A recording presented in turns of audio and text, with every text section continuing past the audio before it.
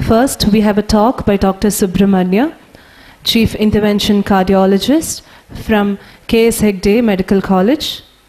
He will be speaking on ECG machine, paper, standardization, and PQRS complex. Good afternoon, everybody. First of all, I would like to thank Dr. Prabhakar and the organizing committee of this ASICON for giving me this wonderful opportunity. I would like to congratulate Dr. Prabhakar for taking such a good initiative in organizing a national level ECG conference. And I think I request all of you to make the best use of this opportunity. Today I've been given a topic of the basics of echocardiography. I'll be speaking about the ECG machine, the leads, the paper, standardization, and the PQRS complex. The first three things what we should know is the difference between the electrocardiogram, electrocardiograph, and electrocardiography. Electrocardiography is a technique where we record the electrical activity generated by the cells of the heart that reaches the body surface.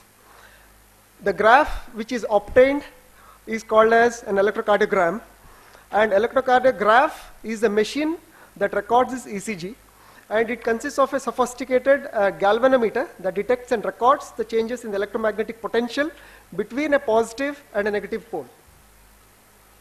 So this is the electromagnetic force which travels from a positive to a negative terminal. When it goes from a positive to negative terminal, we get a positive deflection, and when it goes away from the positive terminal, we get a negative deflection. So this is how the recordings which have been done. If you see at the endocardial level, we get a tracing like this, and then epicardium level, we get an action potential like this, and the electrocardiograph, when it is recorded from on the body surface, we get a recording with a P, QRS, and T and U waves. So these changes are recorded on a graph paper as a plot. We know it, there is an x-axis and there is a y-axis. The horizontal x-axis indicates the time, and the vertical y-axis represents the voltage of the graph. So each lead provides a view of the electrical activity as seen from its particular position on the body surface. A combination of leads allows us to see the electrical activity from various viewpoints. So this is how an electrocardiographic paper looks like. As all of us have seen it, there are small squares and there are big squares. There are 5 into 5, 25 small squares constitutes a big square. Each small square, horizontally when we see, each constitutes about 1 millimeter each of this in size. 5 squares becomes 5 millimeter, and each millimeter represents a time of 0.04 seconds. So one big square or one big box represents 0.2 seconds, and in a second 5 such big boxes will move. So the paper speed of the ECG machine is 25 millimeters per second. Coming to the vertical measurements, again if you see, each small millimeter represents 0.1 millivolts, and a big square represents 5 millimeters represents 0.5 millivolts. So with this, just how to calculate the heart rate. So there is a very simple formula. We have to calculate the distance between the RR interval. Like in this patient, if you see, the distance between two RR intervals is about 10 small squares. So 1500 divided by 10 is 150. So 150 is the heart rate of this patient. Now coming to the electrode placement. So there are 3 important electrodes which is connected to the right arm, left leg. To the right leg, there is another electrode which is connected for earthing purposes. So this is how it is represented. I will tell each of these things in detail. So there are 2 types of leads we know in a conventional 12-lead ECG. There are frontal planes and horizontal planes. The frontal planes has got 3 bipolar limb leads, 1, 2, 3, and unipolar 3 leads are there, which is augmented VR, augmented VL, and AVF. And there are 6 horizontal unipolar precordial leads from V1 to V6. So what is the importance of each of these leads, and what does it signify? If you take lead 1, it is connected between the right arm and the left arm. So the right arm has got a negative terminal, as you can see here, and the left arm has got a positive terminal. So when the electromagnetic force or the vector travels towards the positive electrode, so we get a positive deflection. The lead 2, the negative terminal is connected to the right arm and the positive terminal is connected to the left leg. So when the vector passes, so we get again a positive deflection when it goes towards the positive pole. In lead 3, the positive terminal is the leg and the negative terminal is the left arm. So again we get a positive deflection. So when Wilson in 1974 found that there are a lot of gaps in assessing this with this system, just connecting with these 3 leads, lead 1, 2 and 3. So he proposed 3 more leads to fill up these gaps. So these were called as the AVR or augmented V leads. So here what happens, this is again a unipolar system where there is an exploring electrode which is connected to that particular limb. Like in AVR, it is connected to the right arm. In AVL, the exploring electrode is connected to the left arm. And in AVF, it is connected to the left leg. So, and the rest of the 3 leads is connected to a one single pole, which is a negative vector, which is represented by, which is called as a V lead, which indicates zero potential.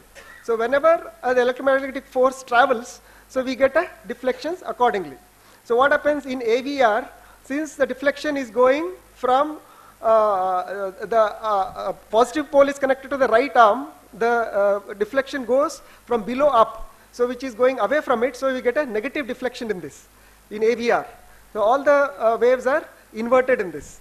Similarly in AVL and AVF we get a positive deflection because of the electromagnetic force going towards the positive pole. And initially when it was proposed, the leads, the graph, what they used to get was a very small graph. They could not appreciate the various waveforms. So they augmented these leads so that a better picture could be obtained. So it is called as an augmented VR, VL or VF leads. So this is the horizontal chest leads which have been connected. So there is V1 to V6. V1 is present at the level of the 4th right intercostal space. V2 is at the same level and the 4th left intercostal space. V4 is in the mid clavicular line. V3 is between V2 and V4. At V5 indicates the lead is present in the anterior axillary line and V6 in the mid axillary line. So this is about the representation of the QRS axis by this Einthoven's triangle. It is an equilateral triangle. When all the vectors are added, we get a 0. So the normal axis in a human person is between -30 to +90 degrees. When we call it as right axis deviation, there is from +90 onwards we get a right axis deviation. If it is less left axis deviation, it is -30 onwards. Northwest axis is between 90 to 180. The details of which will be told by my next speaker. This is how this axis is been represented on the chest of a person. If you see here, this is how it is represented. So AVR is -150, AVL is -30, and AVF is +90. So now coming to the next important aspect of the ECG is the standardization. So before we start reading an ECG, we have to first see what is the standardization which has been maintained on this particular graph. So normal, it indicates about 10 millimeters, which is equivalent to 1 millivolt. The signal which will clearly indicate that whether the subsequent ECGs what we are getting is a normal ECG. Because this is, as we see here, the first A represents, this is how a normal standardization curve represents. We see here that corners of these standardization is at right angles to each other. There are 2 important things when if the stylus of the ECG recording graph machine becomes very stiff. Then we get over damping. That is indicated by, if you see here, the edges of this standardization graph, it is becoming curved. So that means that it is indicates an over damping or the stylus has become very stiff. So this what happens as a result of which we will not get the deflections very clearly. See, if you see the normal ECG here, because of overdamping, if you see that the QRS complex sizes become lesser. Similarly, the opposite to that will be underdamping, where what happens, the stylus becomes too loose, so that there is it results in sharp spikes in the ECG graph. If you see here, this is the QRS complex, this is a normal ECG, we see that the size actually appears much bigger than the normal. So this is very important to see the standardization before we start reading the ECG. So what are the basic ECG deflections what we see? It is represented by the P, QRS, T and U waves, all of us know it, and each of these has got the significance of these various intervals. Dr. Manjunath will be speaking more in details about this. So if we see the basic deflections, the P waves indicates the atrial depolarization. So whenever the stimulus comes from the SA node and reaches the atrium, there is the formation of the P wave, which indicates the atrial depolarization. The QRS complex indicates the ventricular depolarization. The T wave indicates the ventricular repolarization, and the U wave indicates the repolarization of the Purkinje fibers. We can as well go to the details in this pictorial representation. Indicates from the SA node the impulse has reached here. From there, during the P wave, the impulse is getting transmitted through the AV node. Then during the PR interval, we can see that it is going through the bundle office and then the bundle branches. And by the time it reaches the QRS complex, it has already reached the Purkinje fibers and the ventricular depolarization has started. So when we finally describe an ECG, so what are the things we should describe in an ECG? First, we should tell about the rhythm. What is the rhythm of this patient? Is it a sinus rhythm, or the patient is in a ventricular atrial fibrillation, or any other type of arrhythmias if the patient is having, like ventricular fibrillation or whatever it is? We should first tell about the rhythm. Next, we should tell about the rate. What is the rate? Is it in the normal rate, or the patient is having tachycardia, or if the patient is having bradycardia? We should also tell about the axis. Is it a normal axis? Is it a left axis deviation, or it is a right axis deviation? Then we should comment about each of these deflections. We should comment on the P wave, the PR interval, the QRS complex, the ST segments, the T wave, U wave, and the QT interval. To tell briefly, this indicates the beginning of the P wave to the beginning of the R wave or the Q wave. It is called as the PR interval. After the end of this P wave to the beginning of this R, this will be the PR segment. Then the QRS complexes will begin, which is almost about 3 squares. Then at the point when the S waves stop and the T wave, at this junction we call it as the J point, and then we get from the end of this S wave to the beginning of this T wave forms the ST segment, then the T waves are there. So what are the important practical points for recording the ECG? So first important thing is the electrodes. The electrodes should be selected in such a way that there should be a maximum adhesiveness. The electrode should stick to the chest of the patient very tightly. So if it is not touching properly, if it is loose, then we will not get a proper tracing. Second thing is that patient should have a minimum discomfort. Sometimes if you see, particularly this is important while doing a treadmill test. So what happens if the patient has got a hairy chest, so that hair should be removed, and because while removing the leads you may have severe pain. We should also try to have a minimum electrical noise. Like if there is a high voltage transmission close by, we may not be able to get a good tracing because of the noise. And we should also minimize the skin and electrode interference. There should be an effective contact between the electrode and the skin, which is very important. And the skin also should be clean, and we should avoid these two important things. One is what we call it as a baseline wander. That means what happens when we start taking an ECG, sometimes we see that suddenly the ECG will start going down, or the graph will start going up. So if it is going slowly, we call it as this baseline wander. So we should avoid this. And sometimes we see with every beat, we can see the ECG beats moving up and down, changing very abruptly. We call it as a shifting baseline. This becomes important in interpretation of these various complexes. Calibration is very important. Sometimes if you feel that the patient is having an LVH kind of thing where we see that QRS complexes are big, sometimes we might have to reduce this calibration as well. We should also see for this ECG paper speed, it should be at 25 millimeters per second. Sometimes if we see, we have to see the complexes very clearly, like P waves, if there is a bifid P wave or some other details if it is needed, then we can go at a faster speed. We can go at 50 millimeters per second to see these waves very clearly. And we should try to reduce the artifacts maximal by either external artifacts or internal artifacts. External artifacts could be because of sometimes the leads might be touching to a metallic frame of the cot, or patient might be wearing some ornaments like particularly like chain or some ring and all these things, some watches, or if the patient is having some mobile phones, so there could be a definite external interference. Internal interference also we should try to avoid. Like particularly if the patient is having some shivering and all, it will be, we get a lot of these artifacts. And very important to take the ECG in a supine position. Thank you. The computer ECG reports comes very often. Yeah. How often we find the major mistake, how often we find the minor mistake. Very often it mistakes.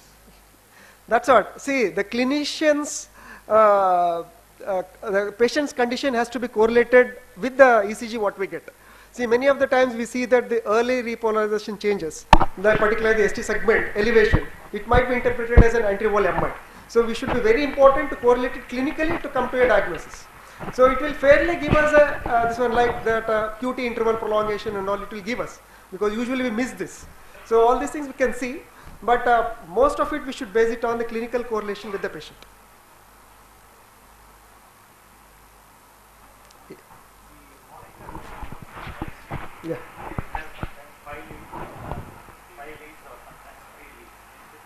Yeah. Yeah. See, this is a very important, important question which all of us should know. See, the monitors what we use in this ICU and other setups, it is used only to see for the rhythm of the patient. Whether the patient is having a sinus rhythm or the patient is having a tachycardia, bradycardia, to see the rate. And many of the times we see that, suddenly we see that the ST segment is up or ST segment is down, and this will be there. So we should not interpret more on this monitor. So to interpret an ECG, always we should take, even if the patient is connected to a monitor, we should take a fresh ECG and see, correlate with the patient's finding with that of the ECG what we get on a 12-lead monitor ECG. So never correlate the findings what we get on the ECG monitor in this ECG. It is just to see the rhythm. If the patient's rhythm suddenly changes to atrial fibrillation, then it becomes important. How much importance do you give to the earthing issues in the present ECG machine? I didn't get your question. Earthing.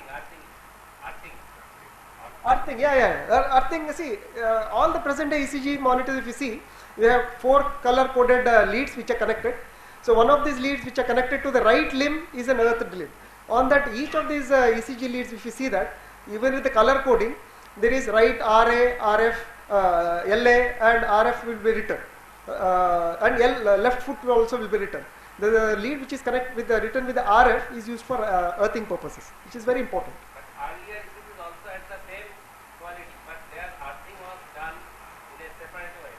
Now it is obsolete also. No, I think it is being used in all whatever ECG machines what we use now. We use the earthing.